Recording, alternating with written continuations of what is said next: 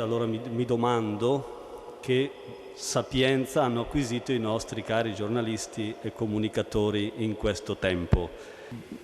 Faccio riferimento soltanto a quanto ha detto Papa Francesco un mese fa, era il 6 maggio a dire il vero, a Santa Marta. E allora lui ha detto: preghiamo oggi per gli uomini e le donne che lavorano nei mezzi di comunicazione. In questo tempo di pandemia rischiano tanto e lavorano tanto. Che il Signore li aiuti in questo lavoro di trasmissione sempre della verità. Che dire di più?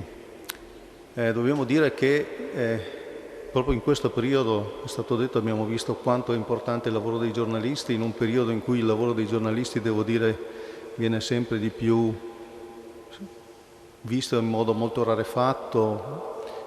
La nostra professione è una professione difficile, vi assicuro.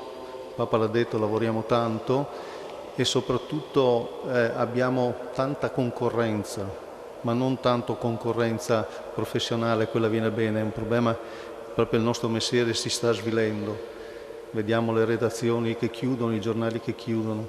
Allora forse è questo che possiamo chiedere oggi qui a un taumaturgo, a un grande comunicatore che ho qui alla mia destra, quello veramente di aiutare i giornalisti ad essere sempre con la schiena dritta e a fare il loro mestiere, quello di appunto trasmettere la verità. Del resto, anche se avete avuto attenzione un attimo, avete posto attenzione, nella prima lettura proprio c'era un invito: portare la verità che è nel Vangelo.